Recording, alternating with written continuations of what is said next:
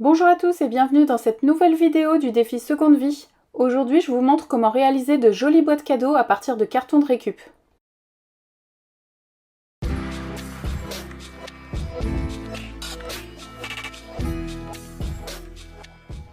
Vous en avez marre de jeter vos emballages en carton? Eh bien, récupérez quelques boîtes de céréales, de biscottes ou autres pour les transformer.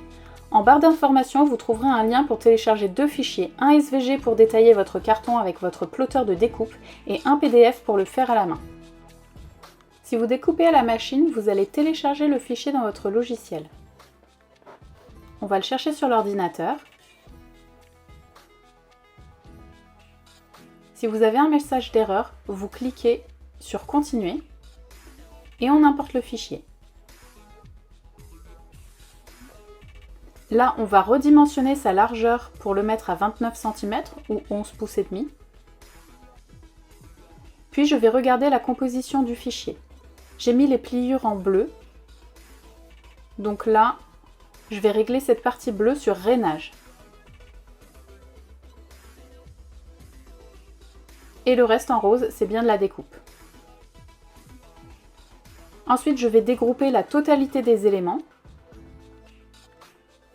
Voilà.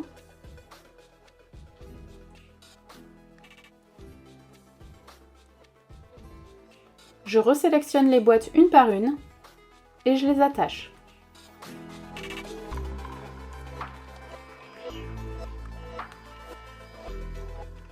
Puis je lance la découpe.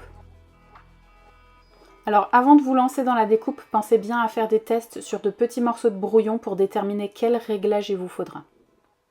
Pour ce qui est du PDF, je vais tout simplement lancer mon impression. Vous sélectionnez les pages que vous souhaitez. Et surtout, le plus important, c'est de régler l'échelle sur 100% pour que votre boîte s'imprime à la bonne taille. Alors moi, j'ai pris du carton fin récupéré dans mes box de légumes. C'est un peu plus fin que les boîtes de céréales, un peu comme certaines boîtes alimentaires de biscottes ou autres. Pour la découpe à la main, on va fixer notre impression sur notre carton avec de la colle repositionnable. Vous pouvez aussi utiliser de la colle en stick et la laisser sécher avant d'assembler les deux parties. Pensez bien à utiliser un tapis de découpe et une règle en métal.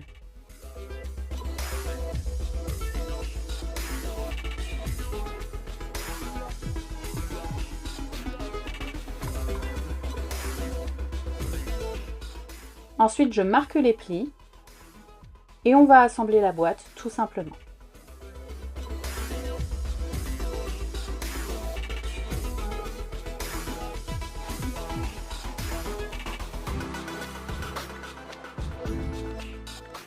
Voilà le couvercle.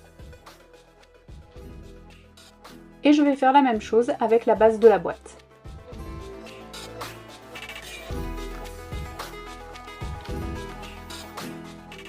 Alors pour fermer la fenêtre, j'utilise du plastique transparent que j'ai récupéré je ne sais plus où. Bien sûr, vous pourriez très bien ne pas vider le couvercle pour faire une boîte fermée, ou mettre du papier à motif à la place de mon plastique.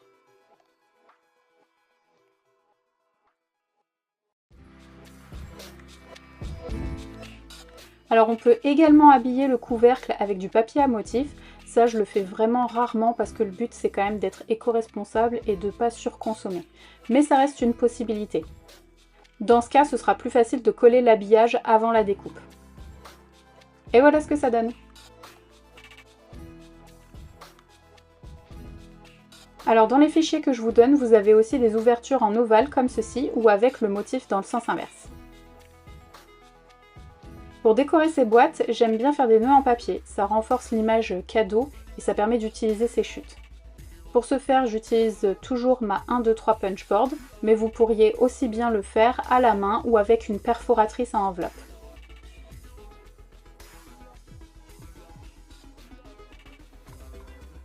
J'aime bien également faire de petits tags auxquels j'ajoute un nœud en corde ou en ruban.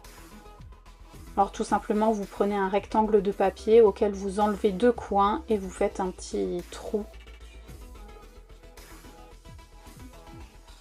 Pour le nœud, je commence par créer une boucle dans ma main gauche, puis je crée ma deuxième boucle comme un lacet, tout simplement.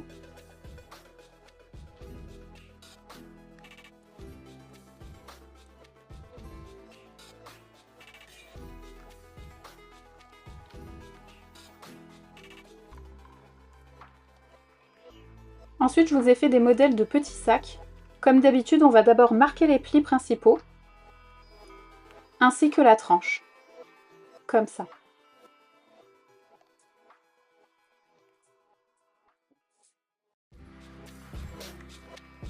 Puis on va coller le côté.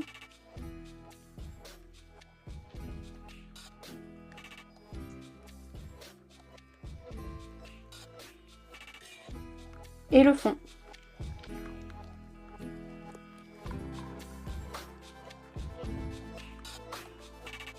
Alors vous avez une forme avec deux petites poignées, une autre avec un rabat, et celle-ci avec les trous.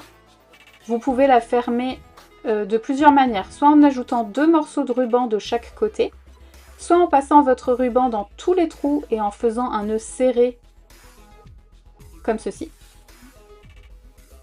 soit en laissant beaucoup de mou et en nouant les deux extrémités à l'intérieur du sac pour créer 2 anses.